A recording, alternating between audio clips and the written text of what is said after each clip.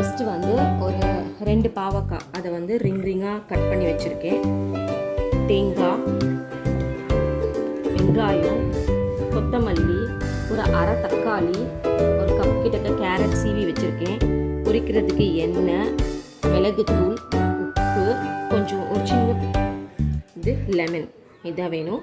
First இதை நம்ம வந்து லைட்டாக எண்ணெயில் வறுத்து எடுக்கணும். அதுக்கு கொஞ்சம் உப்பும் மிளகாத்தூளும் போட்டு வறுத்து எடுக்கணும். மிளகாத்தூள்,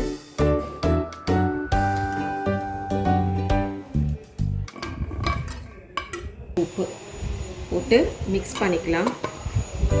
மிக்ஸ் பண்ணி ஒரு 5 மினிட்ஸ் எண்ணெய் ஊற்றி கொதிக்கிறதுக்குள்ளார இது ஊறிடும். அதுக்குள்ளார அதை எடுத்து பொரிச்சுக்கலாம்.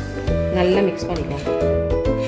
ஒருவேளை இது ஆயிலில் ஃப்ரை பண்ணுறது அன்ஹெல்த்தின்னு ஃபீல் பண்ணிங்க அப்படின்னா ஏர் ஃப்ரையரில் கூட நல்லா கொஞ்சம் எண்ணெயை தெளித்து அதில் வச்சு எடுத்துக்கலாம். அதுவுமே நல்லா தான் வரும். நான் ஒரு தடவை அதுவும் ட்ரை பண்ணி பார்த்துருக்கேன். இப்போ இதை லைட்டாக மிக்ஸ் பண்ணிவிட்டு எண்ணெயில் ஃப்ரை பண்ணி எடுத்துக்கலாம். இப்போ பொரிக்கிறதுக்கு எண்ணெய் ஊற்றி வச்சிடலாம்.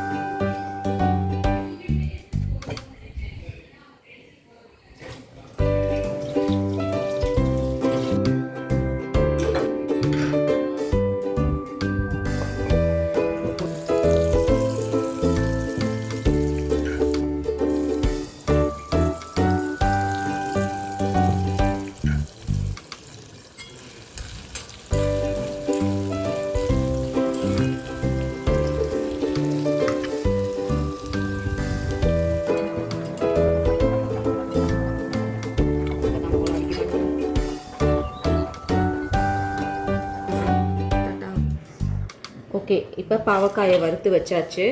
தேவையான பொருள்லாம் சேர்த்துக்கலாம். வெங்காயம்,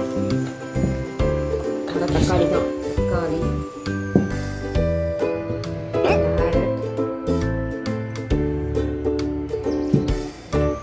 தேங்காய் பூ, கொஞ்சமாக கொத்தமல்லி இலை,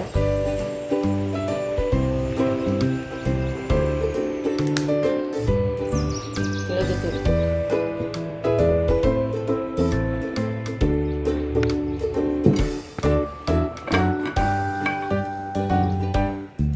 தேவையான அளவு உப்பு. இந்த மசாலா சேர்க்குறது நம்ம விஷ் தான். ஒரு சிலருக்கு கரம் மசாலா பிடிச்சா கரம் மசாலா சேர்த்துக்கலாம், சாட் மசாலா பிடிச்சா சாட் மசாலா சேர்த்துக்கலாம். எது வேணுமோ நம்ம சேர்த்துக்கலாம்.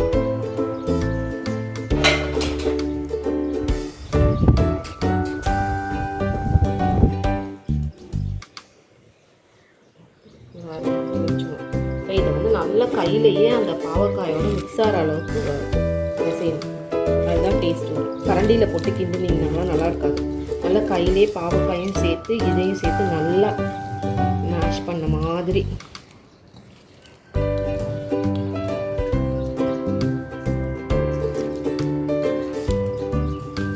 இது வந்து ஆரோக்கிய உணவுல அடிக்கடி செய்வோம்.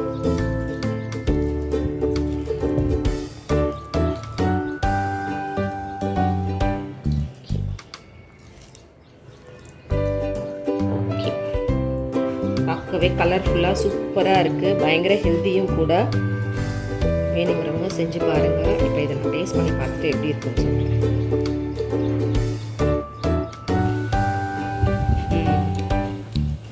சூப்பராக இருக்கும். ட்ரை பண்ணி பாருங்கள்.